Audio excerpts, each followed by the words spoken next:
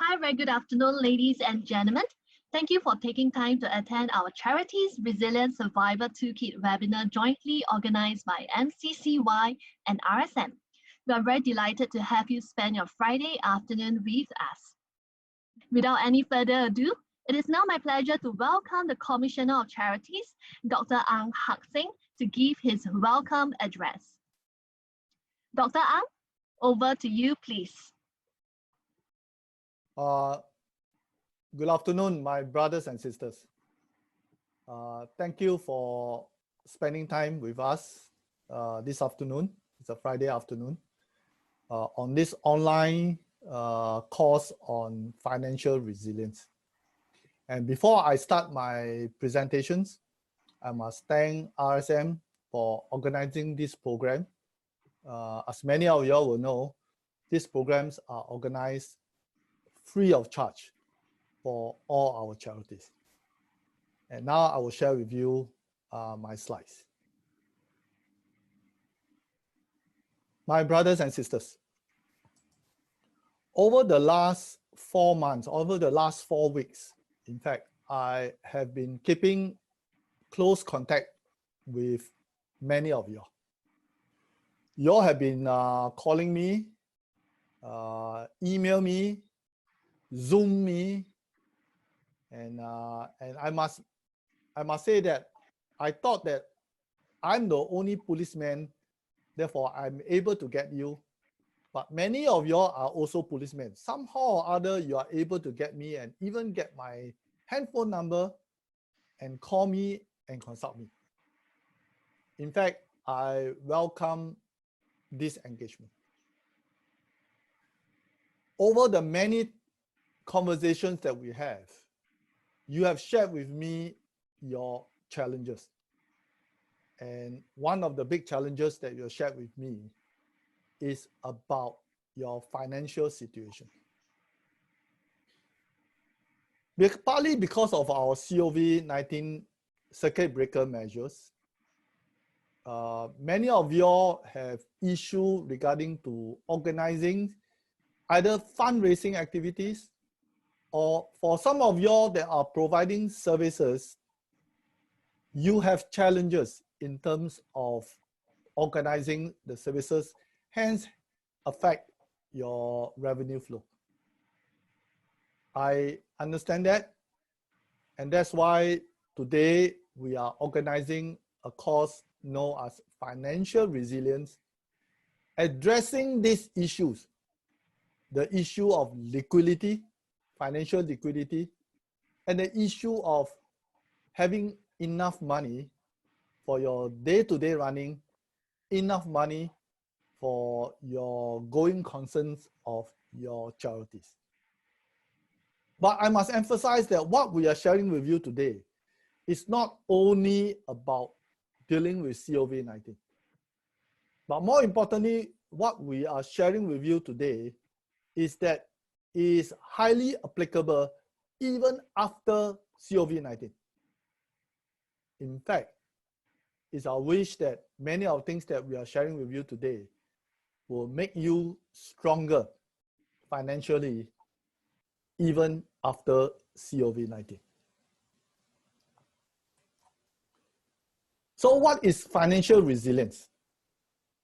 Well, financial resilience in the very layman sense is about having enough money for your day-to-day operations, enough money so that your charity can run for a long time. And there are two components of enough money. One component is to make sure that your cost is as low as possible. And the other component is about as much revenue, as much donations for your charity.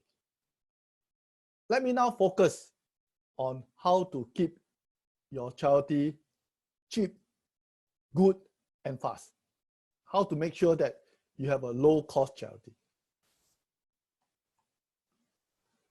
Well, to reduce your costs, there are two strategies that you can adopt. One is called economy of scale. The other one is called economy of scope. I know this seems to be a very big word, but let me simplify what I mean by economy of scales. Economy of scale means bulk purchase. Don't buy things in small numbers, but buy things in big numbers and enjoy the discount. Economy of scale is don't do things alone. Do things in partner with people, and therefore able to reap the partnership dividends. Revenue, there are two types. When I say private revenues, I refer to donations. How to increase your donation in the difficult time now. But it's not only donations that you will receive money.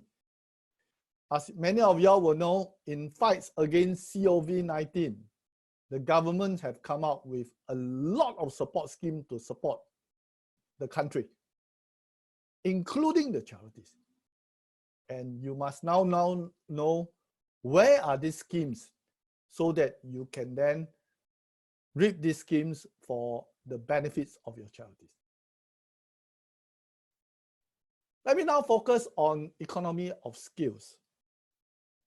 You have heard me saying many times, and that is that you must always focus on what you do best and outsource the rest. Don't do everything. Do what you do well. And if there are things that the market can do better than you, cheaper than you, faster than you, leverage on the market. And to help you, over the last 1 year, I have established 8 shared services. There are such shared services ranging from technology to even like consultancy to a sort of administration. And soon I'll be signing 2 more MOUs on the law and on accounting and auditing services. So my brothers and sisters, these shared services work on the principle of bulk purchase. Why should I build one technology to be used by one charity? Why can't I build one technology to be used by many charities? The maths is very clear. 1 divided by 2,500 is definitely much cheaper than 1 divided by 1. By the way, you're wondering why I use the word 2,500, because there are 2,500 registered charities, brothers and sisters. So please make use of the shared services. The second way to reap the economy of scales is to ask yourself, how can you improve your productivities? Over the last 2 years, I have been visiting, and I have visited many of you. Many of you have shared with me your process. My question to you is this. Instead of a 10-step process that you may have in your charities, can you say optimize it and reduce it to 7 steps? Cut the waste of 3 steps. In fact, by cutting the waste, you actually reduce costs. A good example of cutting waste is in one of the charities, I saw you all make use of technology from point of sales to the accounting process to even paying of the bills. This is what I call using technology to cut from 10 steps to 7 steps, and thereby saving 3 steps. Another important reason why you should look at the number of steps you are doing is this. I know that many of our charities aspire to do the best. But my question to you is this: do our beneficiary want the best, or they want more? Why I say so? Because by reducing the number of steps, yes, the quality of service for the beneficiary may drop by 10% to 90%. But do you know that because of the 10% saving in cost, you can actually create an additional 30% of new values to the beneficiaries?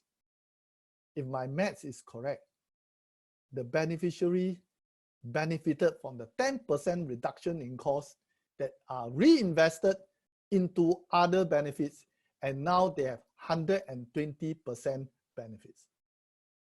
It makes a lot of sense, my brothers and sisters. Another way of looking at productivity is to look at your cost structure. Over the years, especially during good times, some of you all have incurred a lot of fixed costs. Fixed costs in terms of infrastructure, like buildings, fixed costs in terms of technology, fixed costs in terms of people, and many others. The question to you is this: can you move some of your fixed costs to variable costs? It makes sense to have a strong variable cost, because when the economy is tight, like the one that we are facing now, you can scale down. You can scale down and yet without being overburdened by your fixed costs. Finally, in the area of capabilities, there's one area that I really want you to focus to reduce costs. And that is to ask yourself and to look at the jobs and to look at what you are doing in the charities and see whether is there opportunity for job redesign. Job redesign doesn't mean you retrench people. Job redesign means that your existing staff have the opportunity to work, to do a higher order value creation activities, so that the lower order activities can be done by volunteers.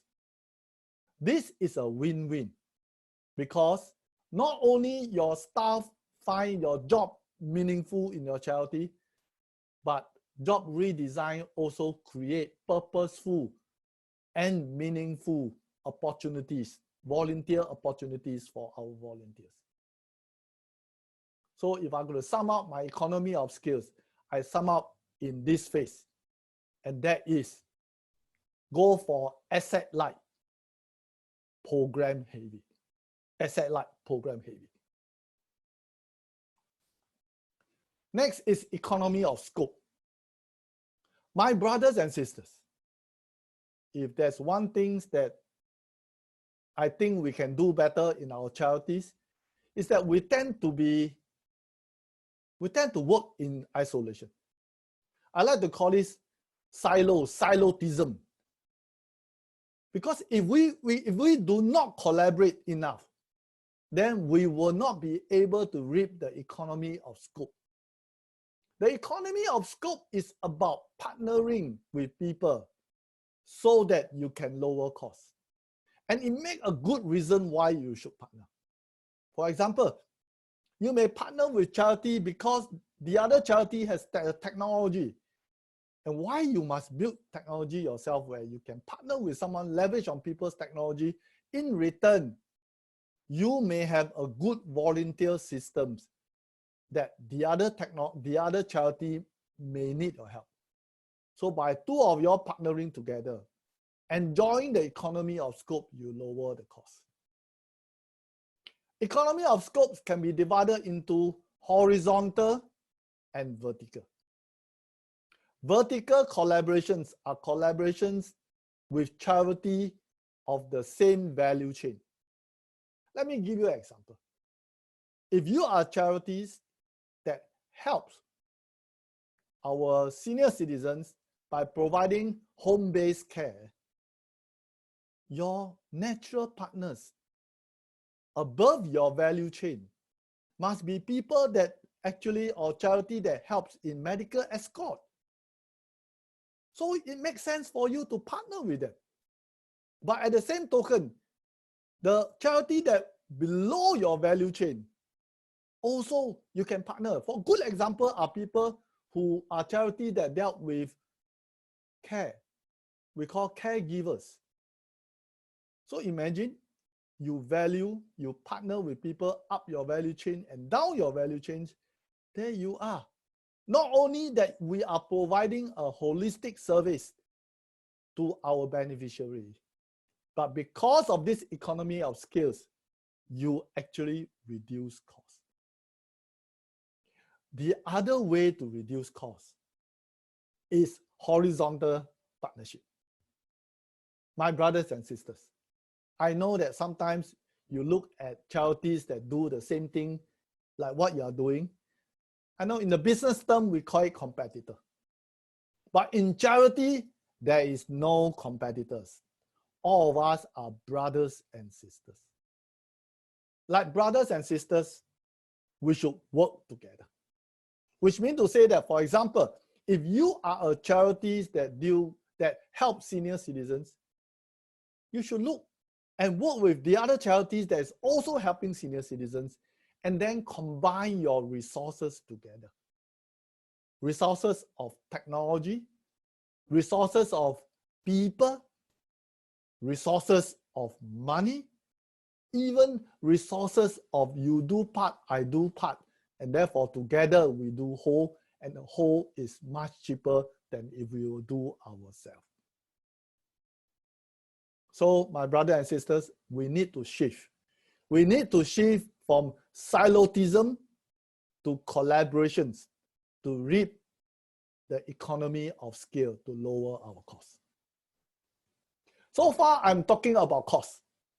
Now I want to talk about revenue, and that is how to get more money. Well, I call this the private revenue, and that is fundraisings or donation from the public.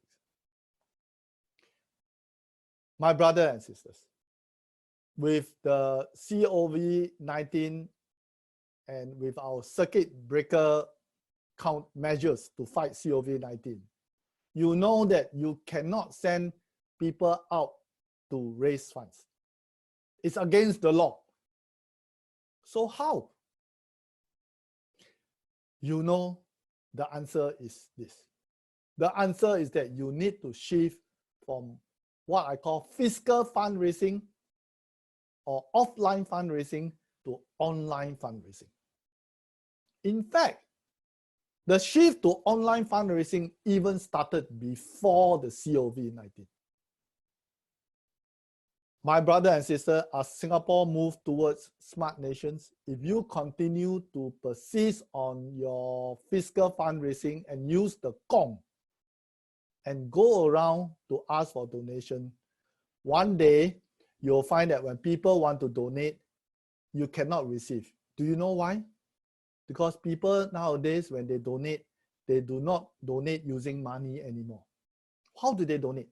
People donate using Pay Now, Pay Where, Pay Anywhere. So we must catch up with technology. And this make it very real in today's COVID-19 situation, whereby you cannot have fundraising activities like having a dinner or activities that get a group of people to come together to raise funds. You cannot do it anymore. You will recall that I signed a MOU with 4 online fundraisers. I signed MOU with them as this called online fundraiser platforms. I signed the MOU with these 4 platforms so that when they provide the platform for you to raise funds online, they meet minimum standards. If you want to know details of the 4 online platforms, please go to my charity portal. And one of the things that I thought I would like to share with you is that many of you, particularly the small charities, need help to shift from offline fundraising to online fundraising. And to do that, in a very short time, I actually conducted a course on online fundraising in partnership with SUSS on the 18th of April. I'm happy to share with you that the course was very well received by our charity, particularly the small charities. I intend to continue to run the course as long as there's demand. So I'm going to have a second run of this course online on the 29th of May. You see the QR code here. Please take a picture of the QR code and register yourself, because online fundraising is the way to go to raise revenue donations for our charities. My brothers and sisters, you know that in this very difficult time, the government have stepped forward. The government have opened up a lot of grants and helps for our charities. In fact, I've counted close to 100 line items. But of course, the challenges that you have is that these line items are fragmented. They are distributed all across government ministries, stat boards, and therefore, as a charity, you ask yourself, can I have a one-stop shop of the helps that are available to the charity? I'm happy to share with you, yes, your wish has been granted. I have pulled out a document that captured, to the best of my knowledge, all the grants that are available to you. And this document is a live document. We will continue to update this document as and when governments add new helps for our charities. So there's a QR code here again. Please download the QR code and you will have access to my charity portal. And in this portal and in these documents, you will see all the helps the government are providing for the charities. Help such as subsidizing salaries, help such as renters, help such as you're using funds for your capability development. I always say now, my brother and sister, this is a time for us to build capabilities so that when the COVID-19 is over, we are stronger. My brothers and sisters, I've shared with you many times that you are not alone. I will walk the journey with you. And in walking this journey, our focus is not only about COVID-19. Our focus is about we in the charity sector become much stronger after the crisis and beyond. My brothers and sisters, you have been doing a lot of good work. And on behalf of Singaporeans, residents, and people staying in Singapore, I thank you. I thank every one of you. But while you're doing all the good work, please look after yourself. Stay safe, stay healthy. Thank you, and you have a good day. Thank you, Dr. Ang, for the warm welcome. Let's give a virtual applause for Dr. Ang. It is now my pleasure to introduce to you our next speaker, Isa, partner at RSM, who is also heading the firm's NPO and healthcare practice. Isa, over to you, please. Thank you, Hui Xian. A very good afternoon, Commissioner, fellow panelists, as well as distinguished audience. I'm Isa, an assurance partner from RSM Singapore, and I head up the NPO and healthcare practice in RSM. Our NPO vertical team has developed a deep expertise and enable us to provide an informed perspective on the complexities and challenges that our NPO clients face. And I'm very happy to be here today to speak on Charities Resilient Survival Toolkit.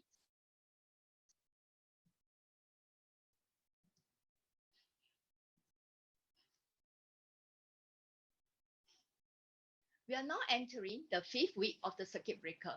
And as we hope to be gradually opening up with restoration to businesses and services in phases, challenges remain And I quote PMB in his May Day speech, "We will not go back to status quo after the circuit breaker ends." This means we will have to change and adapt to new ways and technologies in the way we conduct our daily business, activities, and rendering of services. Without further ado, let's begin.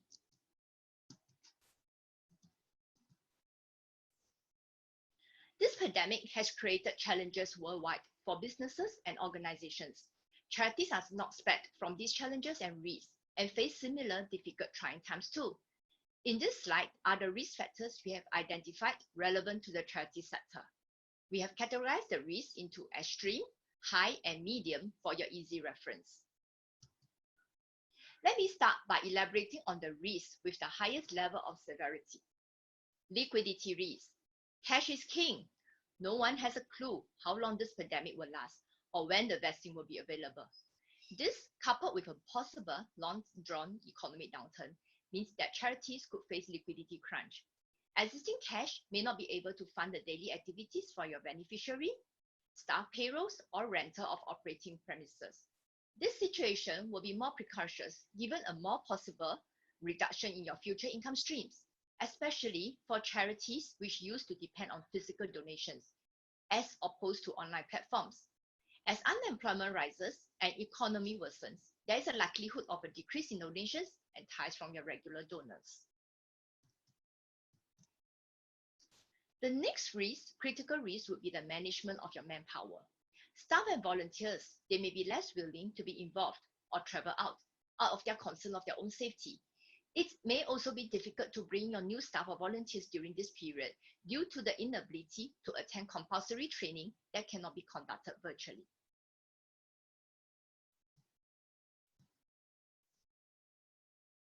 Next, I would like to focus on some of the operational challenges that may surface as a result of this pandemic. To stay afloat, some charities, they may be required to reduce overhead costs through manpower reduction. They may also face difficulty with engaging foreign manpower due to global travel restrictions. This reduction in manpower may result in the drop of service standards to your beneficiaries. It will also be a difficult situation to balance with respect to safety and well-being of your providers and beneficiaries, especially when your beneficiaries are the more vulnerable seniors and elderly. Another challenge faced during the circuit breaker period is the inability to physically reach your beneficiaries, thereby not able to deliver the services intended. On the management front, possible challenges faced would include upheaval of development plans and also making the tough decisions in channeling your limited resources to long-term logical developments like system and process improvement or immediate urgent issues like serving your beneficiaries. Having covered the top three risks, let me just quickly look at some of the other risk factors which are possible concerns too. One would be your contractual compliance. For example, your big events or programs that involve various stakeholders will be a sticky issue. The onus will be on the charities to prove and evoke force majeure clause within a contract. Like any other businesses, some charities may encounter supply chain risks as well. Faced with a higher demand for its programs and services due to the pandemic, some charities may find it difficult to find supplies or have to manage the increasing costs. Supplies may also be limited with overseas logistics affected. For charities which are highly dependent on fundraising events as a source of funding, may find it difficult to raise funds in times like this. These fundraising events like charity dinner, golf, walk a jog may not convene. The challenge is then to source for alternative fundraising. Last but not least, charities with excess funds would have placed these in investment like equities or bonds. With the turmoil in financial market, charities are susceptible to investment risks, such as possible losses on funds and investment. I hope all of you can resonate with some, if not all the risks I have mentioned. So let us now just go through some of these risks and what you need to do in a greater detail. One of the foremost things is to understand your cash position. Cash flow and cash balances are critical now. How long can your cash reserve last? Are you able to step up your collections? What does your cash flow projection tell you? So first of all, identify your liquid cash reserve, which is the ratio of all your cash and cash equivalent and accounts receivable net of any restricted cash and grant over your typical monthly expenses. This will actually give you an idea of your finances, especially at times when your cash flow and cash balances are critical. The main objective for this is actually to tackle your liquidity stress, meaning that you need to establish a rolling cash forecast for a minimum term of 3 months with scenarios mapped out. So after understanding with an understanding of your cash position, you may then set out to prioritize your program based on the criticality. You shorten your reporting cycle for early recognition of your actual and forecast deviation. And you also plan and identify your low cash point so that you can focus spending on the critical projects and, if necessary, source for available funding. So let's just go through a simulation on cash flow forecasting. What you can do is actually, first of all, you should establish and enter your next 12 and 6-month cash flow inflow and outflow budget. You enter your forecasted cash opening balances. You enter your forecasted sources of cash inflow and sources of cash outflow for the next 6 months. With that, you will actually have provided your ending balance. And for each month and the next few months, you are able to see which is your available cash and whether it's sufficient to finance your expenditure. And if you do not have sufficient cash, what would be the alternative sources of cash flow? So in this example that I've given, I projected a cash deficit in June. So with that, the organization actually draw down a fixed deposit of 300K. But if you were to look at the projection, with a fixed deposit of 300K, it is only sufficient to last another 2 months before it is back to deficit again in September. So the organization will have to think, what can be done now to prevent the deficit? Is any other means to increase donation? Any way to reduce costs?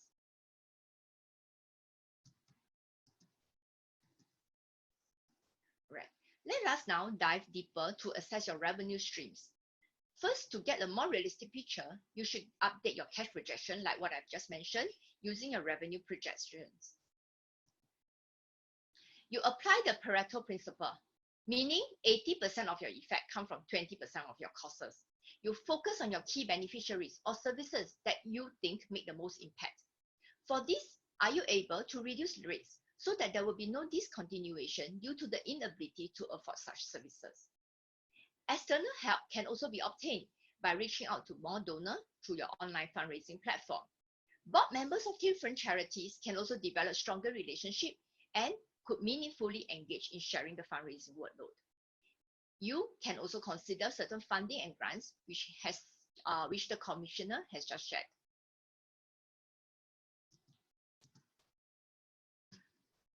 Moving on, I will focus on some of the operational risks. To avoid service level disruption, you should actually consider whether there's any possible significant disruption in your medical and other supplies and volunteers. Is there a too heavy reliance on a single source or pool of volunteers? Should you be establish long-term arrangement with vendors and secure volunteers from multiple sources? Or maybe you can consider risk or cooperative arrangement with other charities providing similar services. For instance, it was in the news last Monday that there's this charity for the people and community. This is a charity that makes monthly grocery deliveries to about 100 underprivileged families. They were approached by home-based business owners trying to sell their goods like sugar and flour. So it is actually a win-win situation for both parties, as the home-based owners are now able to roll out some of their goods, and the charity is able to purchase the grocery needed. And another example would be just this morning, I saw a news on how one of the charity, YMCA in particular, they engage actually driver.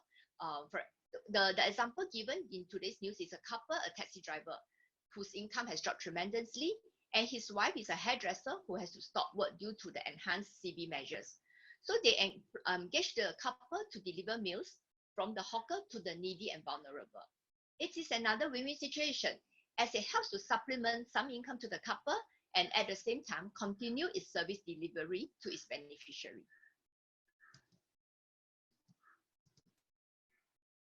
What do we mean by dual bottom line? Bottom line for charities is twofold. One, of course, is a financial. Not only is the financial important, the social impact is equally critical too. I recommend rating the impact of all programs and fund highest impact programs first, and to delay programs which does not have significant impact.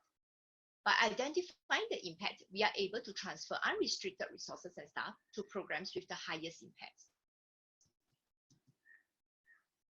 Another fundamental block is the need for comprehensive engagement and communication. By this, I mean the involvement of all stakeholders, including the board, the senior leaders, staff, regulators, donors, and even your beneficiaries in surfacing potential solutions. This will help to build cohesiveness and buy-in for implementation. Remember, transparency and honesty to safeguard your stakeholder relationships until things return to normal is important. Now let me move on to another aspect, which is safety and welfare. Like what we have learned from SARS in 2003, the concept in protecting our frontline medical staff is also emphasized in this current pandemic. Similarly, charities, you need to ensure all health and safety advisories pertaining operations and staff are strictly adhered to. Example is a measure which is announced early May in providing accommodation for resident-facing staff in nursing homes, welfare homes, and adult disability homes. At the same time, SOPs and BCPS needs to be updated and controls monitored to ensure compliance.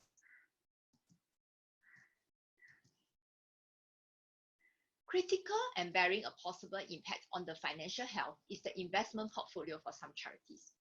Therefore, in volatile market conditions, the investment committee should evaluate together with its fund manager on the value at risk of investment. It is necessary to consider the impact of the investment portfolio under different market conditions, relook at the asset allocation strategy and risk tolerance, and further rebalancing if required. Well, it may be a case the charity should do nothing as the reserve in your cash is sufficient. And maybe the investment committee view is that the losses are unrealized and the funds placed with the fund managers are for the longer term, so there's no need to switch out. But importantly, the management, you should have the conversation with your investment committee and fund manager as part of the overall review of the charity's position. Last but not least, in such times of crisis, I cannot emphasize enough the importance of board leadership. We need to look at the board initiatives to assess risk, assess crisis management and reporting strategies, communication and recovery strategies. Some of the considerations would be, are the charity's exposures assessed? Are the crisis response role defined? Is communication both internal and external evaluated? And is your long-term and recovery strategies explored? In response to this pandemic, charities appear to fall into three broad categories: hibernators, respondents, and hybrids. I didn't come up with this definition. It is actually adapted from an article in New York. Hibernators, they are completely unable to operate during this crisis. They can pretend otherwise, but this will waste time and resources. Hibernators include maybe art organizations whose venues are closed, after-school providers who no longer have students. These organizations need to reduce their monthly cash burn rate to the absolute minimum and mothball themselves in the hope of surviving until the end of this pandemic with enough resources to restart. Then we have the respondents, who are the exact opposite from the hibernators. Respondents have seen the demand for their programs go up because of COVID-19.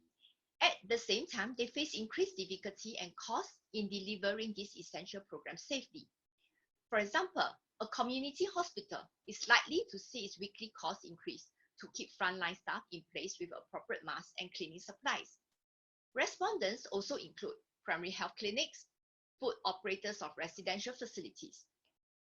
The challenge for respondents is having the cash to maintain the services, and any failure to function or closure will have a greater impact on the community. The last group is what we term as hybrids. They offer programs that can still be provided to some degree in this critical period. Examples are counseling and workforce training. This group requires more complex decision-making since they have greater degrees of freedom with respect to how they deliver their programs. A lower dosage may still mean higher costs given the COVID-19 related challenges.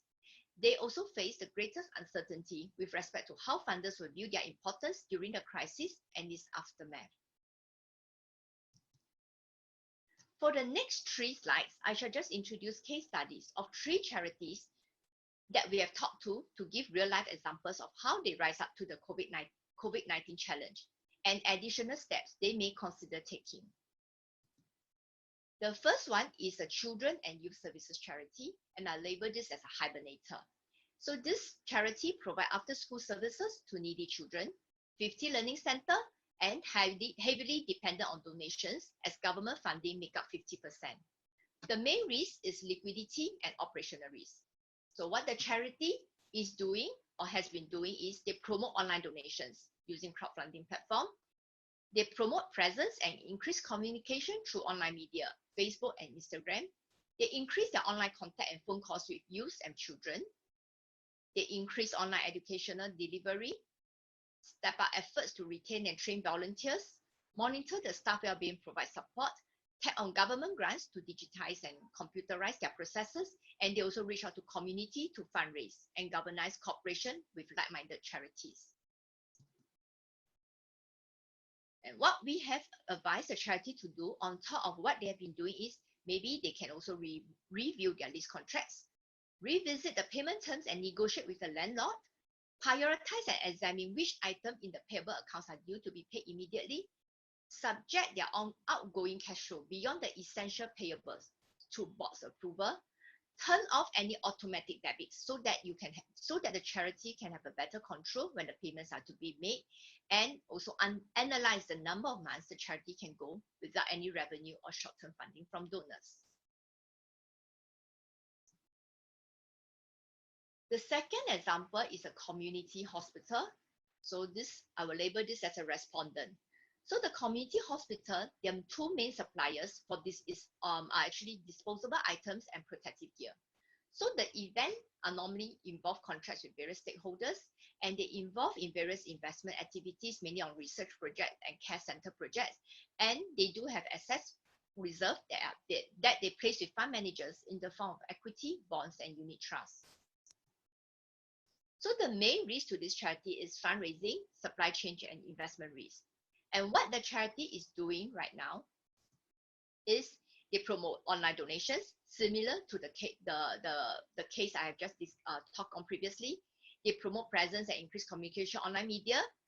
They got funding from their operating subvention. They observe the safety protocol for the seniors, and they provide counseling and support to their front and backline staff who has been working long hours, and they also collaborate with their sector administrator, Ministry of Health, when called upon to absorb patients. So what we have advised the charity to do is maybe they can notify their frequent fundraising event attendees of the availability of online avenues for fundraising so that they can still tap on the regular donors. And maybe they should also ensure that there are sufficient website capacity and security to handle the increased consumer traffic. They should also consider rebooking of logistic capacity to anticipate further supply and demand shocks, and they can explore online consultation for non-acute illness.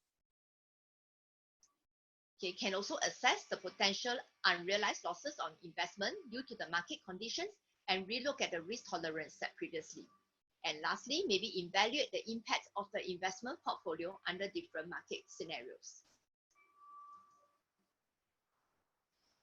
The third case study is actually a counseling center charity, and I've categorized this as a hybrid. This charity relies heavily on volunteer involvement. They have a counseling whereby there's 200 over volunteers as compared to 22 staff. Their counseling avenues, they have a 24/7 hotline calls, emails, and certain outreach. And all these volunteers, they are required to go through compulsory in-house training before being able to perform counseling services. So the main risk would be manpower and liquidity risk. So what they have been doing so far, nothing very different from the first two, online donations as well, utilize the available grant. In terms of counseling, they increase the frequency using phone counseling. They restrict face-to-face and use video conferencing, and they step up efforts to retain and train volunteers. And they also collaborate with some family social centers with cross-referrals. And so what we have advised them to do is maybe they can stagger the operations for online on-site counselling and comply with social distancing measures. They can provide virtual training for volunteers where possible, focus and reassure the volunteers that their health and safety is of utmost importance to the charity, consider the possibilities of furlough and stoppage of volunteer recruitment, and revisit their revenue stream using the Pareto principle, the 80-20 rule, to focus on the key beneficiaries with the most impact. Well, I hope it has been a fruitful session for all of you for the last 20 minutes or so. Allow me to re-emphasize on some of the key takeaways. One is assess whether your charity is able to continue with your current reserve and cash flow. Apply your Pareto principle to prioritize your program. 80% of effects come from 20% of the costs. Ensure the health and safety of your staff and volunteers so that they are available to support your operations. And lastly, as the saying goes, in every crisis lies opportunities. Evaluate and assess any untapped opportunities that you can bank on after the pandemic has passed. RSM has come up with a survival toolkit checklist, which we can email to you upon completing of the feedback form. So the next few slides depict the assistance available, which the Commissioner has touched on earlier, and I shall not go through it here. And with that, I've come to the end of my presentation, and I wish everyone stays safe and healthy and emerge stronger after the pandemic. Thank you. The next 20 minutes of the session will be the exciting one, which is the Q&A session. So joining me in the session are my two fellow partners, Untitled and Dennis. Untitled is a partner and managing director of RSM Business Consulting and Private Client Services, and Dennis is a partner in the firm's business consulting divisions. Okay, thank you, Isa. So I think first of all, thank you very much to MCCY and Dr. Ang for actually arranging this. And we hope that you know the information that has been shared by Isha will be beneficial to everybody in not only dealing with the next 3 weeks, but also with the subsequent months and in fact years ahead. Okay.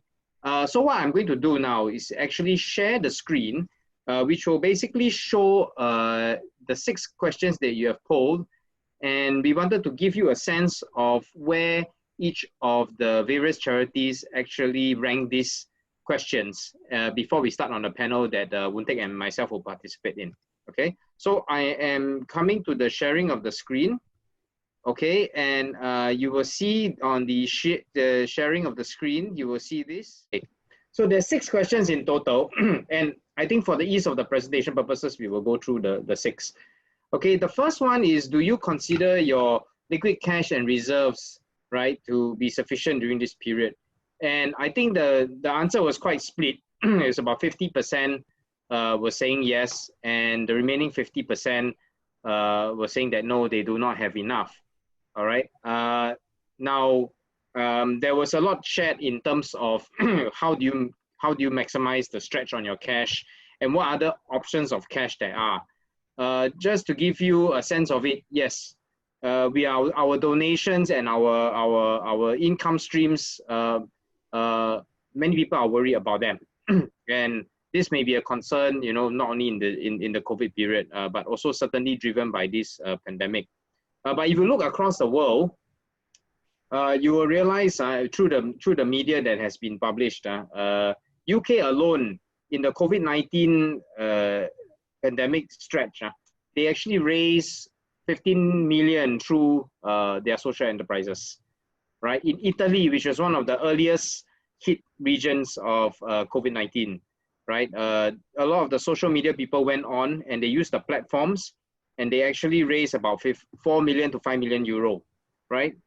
In US, of course, is a lot of it is coming from the corporates. You got about 100 million coming from both Microsoft and Facebook, right? Singapore, our numbers was comparatively lower, but that is because of our smaller population. But that doesn't mean that we don't have the heart. So we, you know, in February, we actually published that we raised about $2.3 million, right, through all these funding platforms, right? So the numbers are actually coming up, right? And if you look at this concerns over liquid and cash reserves. Half of you says yes, you have enough. The other half says no, we don't have enough. Right. So Wontek wanted to hear from you, what do you think are some good points to share for our members out there in the audience? Now, actually, I look at the positive side. The fact that our charities, half of you have enough reserve is already a very good sign, because it shows the resilience of this sector, that through the many years of hard work and formulating a reserve policy, you save for rainy days, right? So the good practices of formulating for your reserve policy does matter, right? Now, for the other half, it's not too late to actually relook at your operation. I think what we want to say is, in a scenario like this, all the more you need to relook at your programs. And Dr. Ang has actually given some very good practical advice on the economies of scope and economies of scale. Some of you actually have written to me and said, how do you manage the fixed costs, right? This sharing of resources is important, because you can stretch your dollar. And in today's context, through the sharing of resources, you will be able to stretch the dollar and continue to do good. So never mind that you may not have all your wish list all done. Sometimes I think it's better to shorten that to-do list, to do what Isa has just said, the Pareto principle. Focus on those 20 things, 20 events that are essential to give 80% benefit to your beneficiaries. And while you continue to do that, you must remember, you must continue to reach out to your donors. If you look at those organizations that has used the online to reach out to the donors, they continue to get donations. I was just checking the migrant work centers a while ago. They raised $1.8 million during this COVID period. Okay, so don't be disheartened that the donations are not coming. Is how do you reach out to the donors? And I will encourage all of you to attend the online fundraising that Dr. Ang has agreed to continue to conduct together with SUSS. Okay. Okay. One thing, I think one of the things also, I think opening this comment to the floor, my personal view is, even before the crisis was coming up, many charities are on expansionary mode as well, right? So when you talk about expansionary mode, they may have already started drawing down on reserves to build things like buildings. You know, they may have certain projects to upgrade themselves, especially for the churches and also the religious groups. And then this COVID-19 hits, right? And then this COVID-19 hits, and you are, as an owner of this project or the developer of this project, right, they are obligated to also still pay their contractors for the work that is done, right? And this will also cause strain, because you have no inflow or reduced inflow, and you still have a continued outflow of funds, right? I think what I wanted to say for our viewers out there is really look at the conditions and the terms, right, of your obligations to pay your vendors, or your obligations to pay your contractors and your engineers and the builders, because aside from the funding that you are getting from MCCY, there are also other industry level funding that is in place, and the mechanisms are there to delay or at least to hold off, you know, those payment obligations until such time when, you know, life and business gets back to normal a little bit. So those are the things I think from liquidity and cash flow perspective we also can consider. All right. I think from the CAPEX point of view, if you have the opportunity to review your CAPEX plan and talk to your contractors or your suppliers early to review the contractual obligation, it does help, because this is a period where you need to build trust, and continuous dialogue with your contractors and suppliers are important. Okay. Now there is one question coming in by one of the attendee, and the question is I'm going to show it live. And the question is, increase in donations are not equitable throughout the charity, as current increase on donations are focused on certain purpose. Yeah. I think I like what the Dr. Ang has always been saying. He used the word the parent framework. Okay, and the parent framework start with purpose. I think for every donations we make, it has to go for a certain purpose. Nobody would want to do a donation without knowing how the money is going to be used. And we need to know that we are going to have very savvy donors. Okay, so if your purpose is not clear, it's very hard to raise donation, right? And the second part, which I think is important, is alignment. If you do not show alignment of your activities with the purpose, you are not going to be able to get the support from the donors. And you got to be able to show the results, the evidence through testimony and build trust, right? And navigate through the provide disclosure and transparency. I think all these will help to build trust with your donors, and there will be more coming up to support your activities as long as the purpose is clear, right?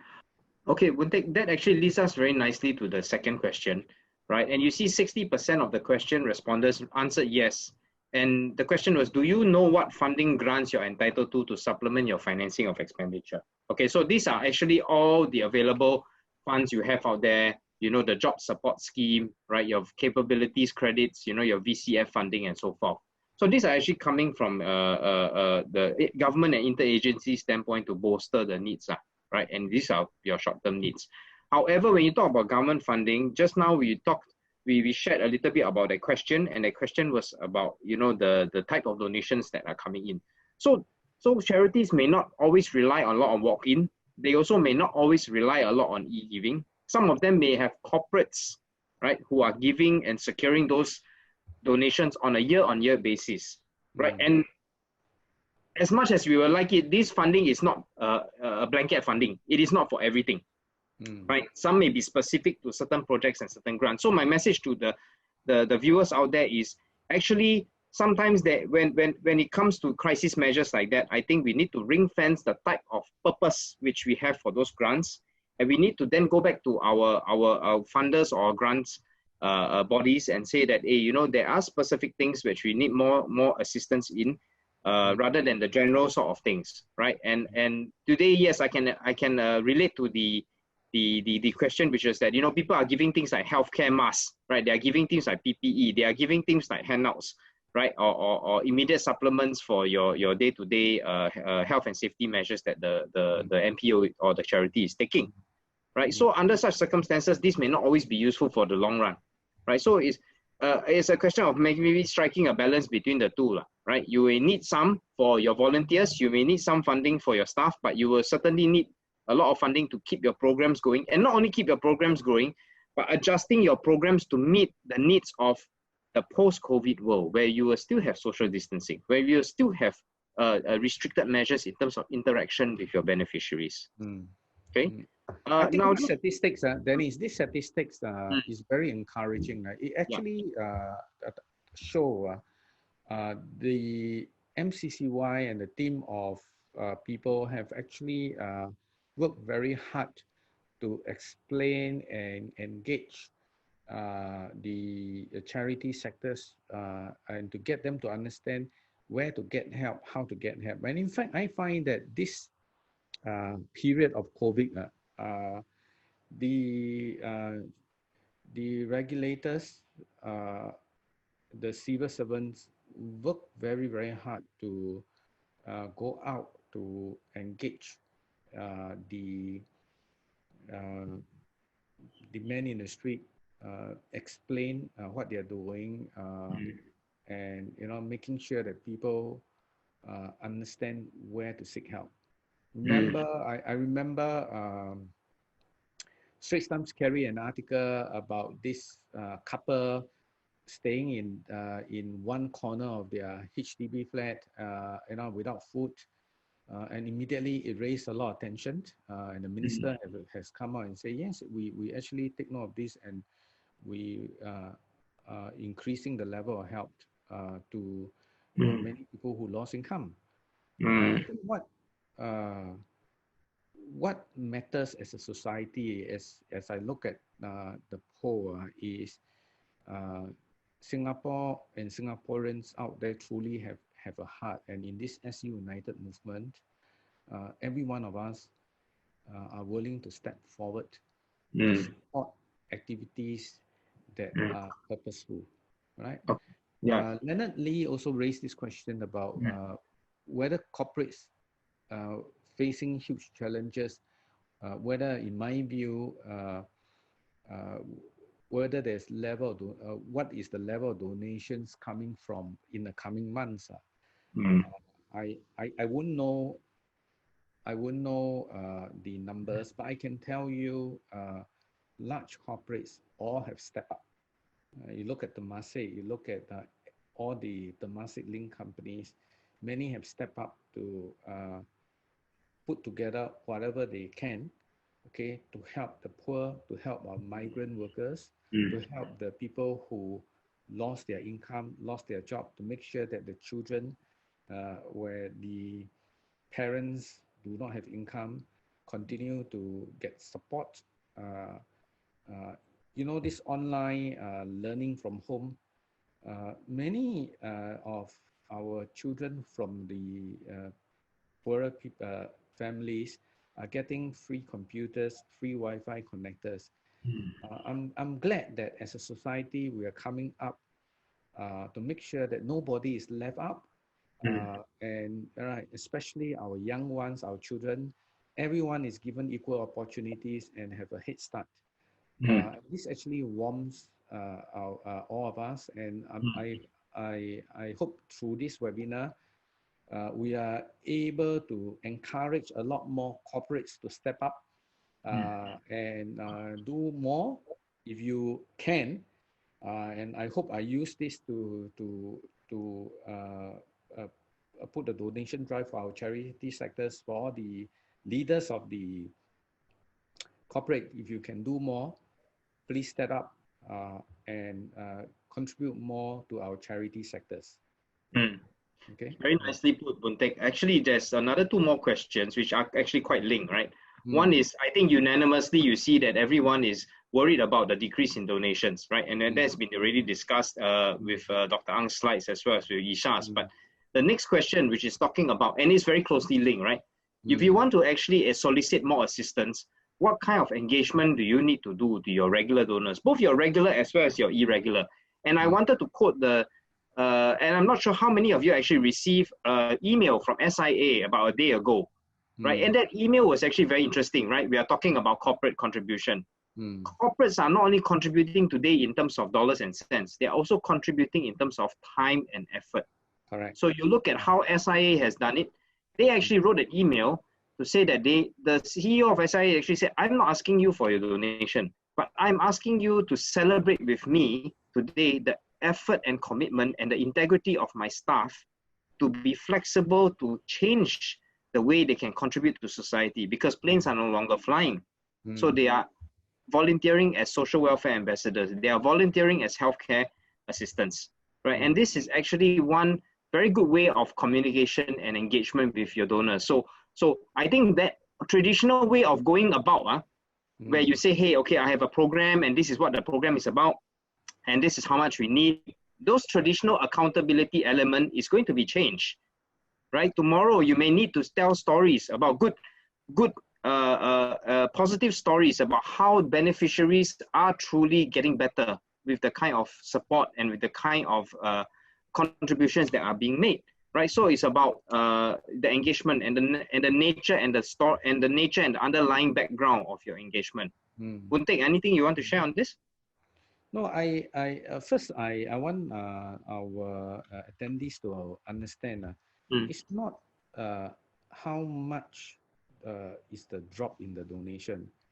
Whether it's 10%, 20%, 30%, the issue is irrelevant. The issue is how do I stretch my dollar? I always believe that if you stretch that dollar, is the kind of impact that you can create with that dollar. I mean, as a leader of the firm, we also show examples by making sure that we lead by doing a pay cut, right? So it's not about the pay cut. It's about whatever we have. I think we have to be thankful that we are able to keep everybody employed. That's one. Second, I think we also have to be thankful that we can still bring food back home. And we have to be thankful that we are able to eat healthy. In fact, working from home forced us to eat healthily at home. Same thing for the charities. It's not about whether the donations drop 10, 20%. Is now with a reduced donation, how do I stretch the dollar to make impact? And when you start to be believing in this, you know, the confidence level raise, your ability to cope also goes up. And we're talking about resilience here. There are just simply too many negative news out there, and unconsciously you can be affected. And I would encourage each one of you, do not give up your good cause. Make use of seminars like this, webinars like this. Talk out your issues, seek help, and look at how you can stretch your dollars. And seriously, if you're really running out of money to run your meaningful program, call Dr. Ang. Many of you have his number, right? Or call MCCY, a charity unit. I can assure you, you will not be running out of money to run meaningful programs as long as they are properly explained, as long as people understand this. I mean, I was looking at, you know, some of these wonderful stories. People are sick, people died, no money. The amount of donations that call in is a lot. Okay? Yeah. Right, just last two questions. The first one is, I think more or less unanimously, 83% of people actually responded yes to this question. Are you reviewing your program and prioritizing those that deliver the greatest impact to your beneficiaries? So I think this was also covered earlier on, 80-20 rule, right, Pareto. But beyond 80-20 rule, I would encourage our readers to really think about whether or not, and when you're reviewing your programs, this is part of a crisis process. To review your programs, you cannot just purely rely on your program team. I think collectively within the MPO, you need to come together, right? Get the board involved, get the co involved, right, and get the program team involved. And not only get the internal leadership team involved to look at what is important versus what is not important, but you also need to talk to the volunteers, because many of them who are on the ground serving and executing will give you a better sense and a better ground feel of whether or not those programs really are going to benefit post-COVID, or these programs truly need to take a back seat because of the current priorities.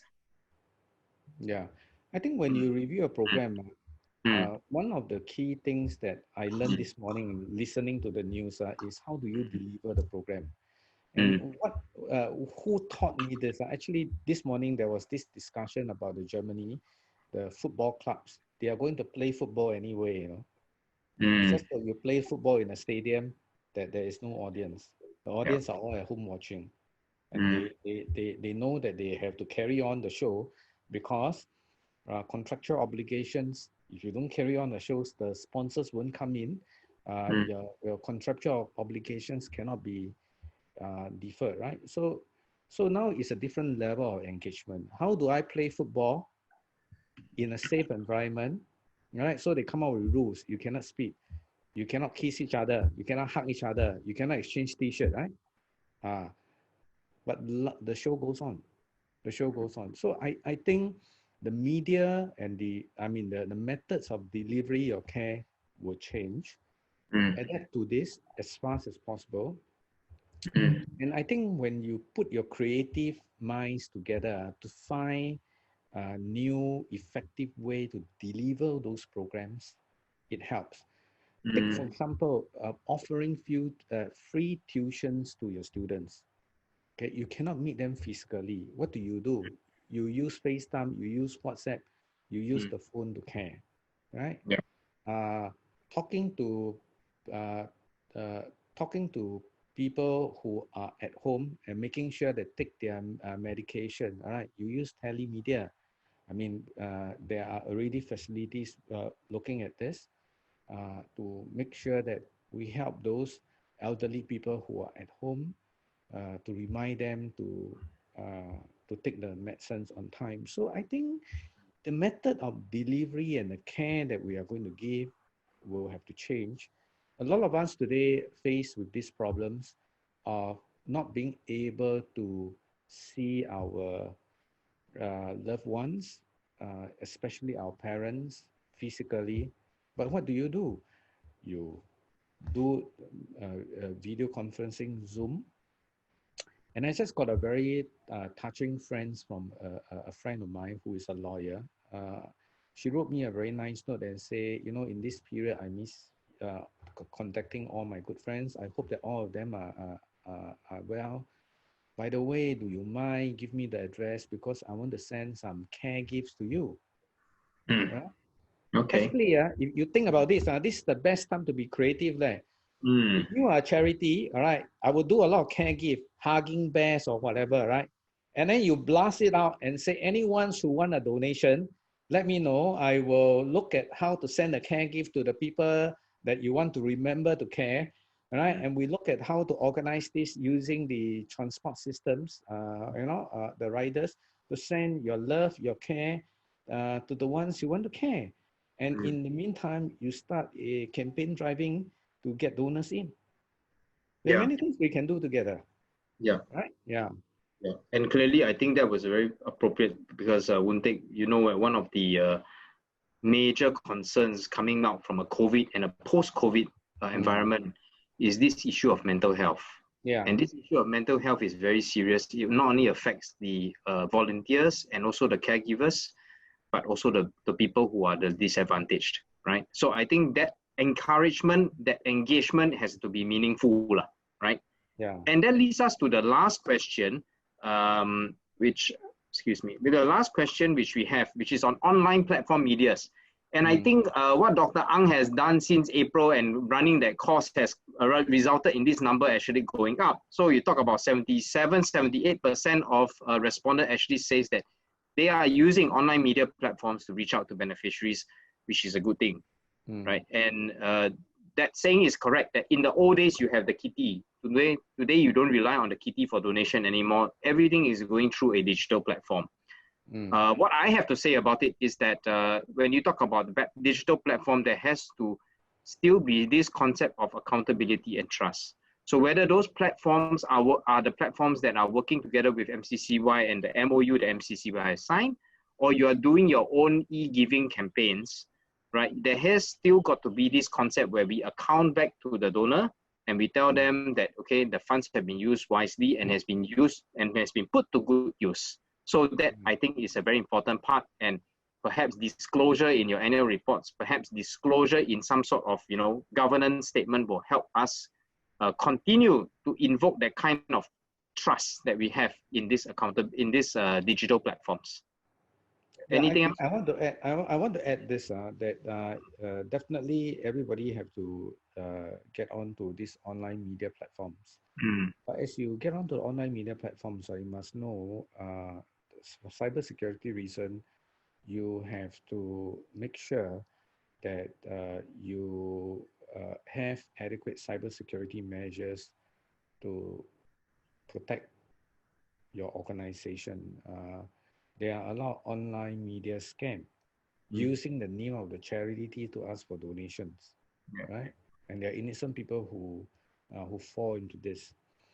So this is not an area where all charities are equipped to deal with, and that's what Dr. Ang is saying. That's where we talk about economies of scope, right? coming together, right? And there are actually MCCY has done a lot in this space, thinking ahead and getting approved vendors to come in to help charities go into online media. And as long as you take those necessary cybersecurity measures and make use of this platform to reach out to donors, you will find that you will learn a new way of communicating with people, like what we're doing today. And you'll find that you see very positive results coming out. Yeah. Okay, so that is those were the 6 questions that we had pulled, and I think everybody is we are appreciative of everyone's comments and feedback, right? So with that, I think we've come to that end of the scheduled panel session. I'm not sure whether Dr. Ang would like to say some words of closing, if possible. Thank you, Dennis. I am very pleased with the questions, and I'm also very happy with the answers. Woontaek, thank you very much. MCCY will not be able to work alone if not for partners like you all who have chipped in so that together we bring the sectors and make the sectors stronger. I want to sort of answer back to some of the questions that you all have raised up from my perspective, so that there is a closure to what you can do as an action. One question asked regarding to this issue of that when you raise funds, you cannot use the funds for capability building because the fund raised are restrictive. And in fact, the words used in the question is that you cannot invest in administrative costs. My reply to you is this. Before you even wanted to consider to use donation dollars, or what I call private money, or money from the people who donate, you should ask yourself whether is there grants you can actually apply without using the donation dollar. I'm serious about it because there's indeed a lot of grants that you can apply. And I know the process is not smooth in the sense that there is a lot of, you may need to apply to a few government departments. But I want to assure you that something as a pipeline is that I'm considering working with whole of government to have some of the grants under one roof. It makes a lot of sense to me, and I think a lot makes sense to you as a charity. In the events that you decided to use your grants, your donations for capability building, actually you can, All you need to do is to make sure that you let the donor know that part of the money are used for capability building.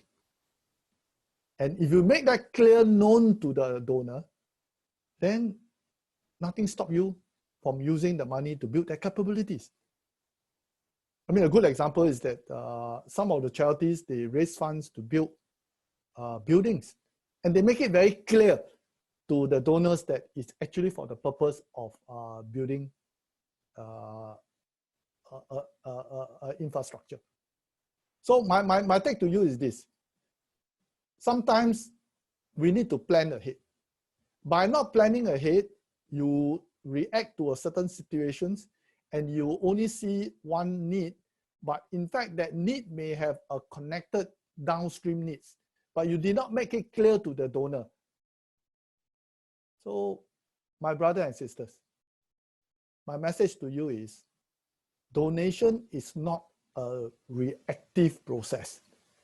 To seek for donation, you need to think through 3 steps ahead. And by doing so, you will find yourself that, in fact, it's not restrictive at all if you plan ahead. The second thing is that I got two good news for you.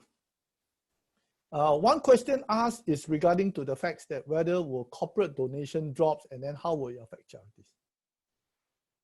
I urge you to read an article which I've written for ISCA. And the title of the article is that you don't have a choice. I'm writing I'm writing to all the corporate and tell them you don't have a choice. Why they don't have a choice? Because doing good is not only a corporate social responsibility. Doing good is the way that they're going to compete in the future. A good example is today, many of our younger generations, when they buy things, they always ask, not only about how good is the thing, but is the company a responsible company? And this number is growing. So your customer is changing. That's what I've told the corporate. I also told the corporate that your investor is also changing.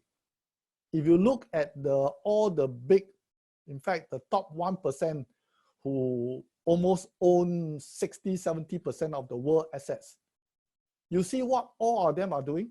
People like Jack Ma, Bill Gates, and etc. They are building foundations. Where do the money go to? They make sure that the money are invested on companies that are responsible. What does that mean to companies? That if you want to attract new source of capitals, it's not only profitability is important, ROI is important, but doing good is equally important when you want to attract the new capitals. So there are many other reasons. If you read my article, there are many other reasons why I articulate that it's not about doing good because of corporate social responsibility. It's doing good because that is the way to compete in the future. So I am pushing this message. And if this message really go through deep within the corporate sector, you'll find that a lot of them are doing good as part of their core business strategy. The other good news I want to share with you is this, and this is where I totally agree with Woon Teck, and that is this. Do not get so fixated with only donations. You must also pay attention to productivity. And the good news is we are developing capabilities to help you to develop and improve your productivities. Concepts like lean management, you may think, oh, lean management is used in the corporate world. I can tell you, it's equally, cut waste is equally applicable to you in the charity. So my brother and sisters, more will be coming to you to educate you, to help you to build what I call improve productivity. The third point I want to add on, and that's where I will wrap up, and there's this issue of, you say that, you know, the donor, the money go to specific sectors, but not others. In fact, I like what Woon Teck has said, and that is, you should go back to one strong fundamental, and that is, what is your purpose? If your purpose is not in line with the purpose of the donor won't give. But on the other hand, if your purpose is aligned with the donor, you know what will happen or not? Even you don't give, the donor will ask why you did not ask. Many of y'all know that I have received a lot of donors coming to me. I'm talking, these are big ticket donors. I always ask them what is the purpose, and then align the purpose. But my brother and sister in the charities, I want to wrap up by saying what you should do. One common mistake is this. After the donor has given and contributed to what you are doing, we often send a letter of thank you. Thank you for contributing 20,000, 30,000, 100,000, 1 million. But is this enough? I put it to you that many of us are not closing the loop. I.e., when I give you the money, when we donate the money, when donor give you the money, you thanks. But what is more important is that when the donor give you the money, and after you have done good, you should close the loop with the donor by telling the donor how the money has made a difference to the beneficiaries. This is what I call closing the loop. We close the loop in the beginning, but we fail to close the loop at the end. And if you ask me, yes, online fundraising is the way to go, but it also means that we have to be smarter in using online fundraising, because you do not have the opportunity to have a face-to-face encounter now. And yet, you must make sure that your online fundraising is able to not talk to the head, but also talk to the heart. And if you are keen about talking and you're keen about learning how to talk to the heart, word of advertisement, please attend the next online fundraising course. Wontek, once again, thank you for hosting these sessions. No, Thank you very much. You are doing a fabulous job, right? You're not a policeman. You are really going out with your heart to help as many people. And then on behalf of fellow Singaporeans, I'd like to thank you and your team. Wonderful. Yeah. Thank you. Thank you very much. Thank you. Okay, thank you, Dr. Ang, and all our speakers for your generous sharing. So ladies and gentlemen, we have come to the end of the webinar. Thank you for spending time with us this afternoon to attend the Charities Resilience Survivor Toolkit webinar jointly organized by NCCY and RSM. Keep safe and have a pleasant evening, everyone. Thank you. Thank you, my brother and sister. Thank you very much. Stay safe, stay healthy. Thank you.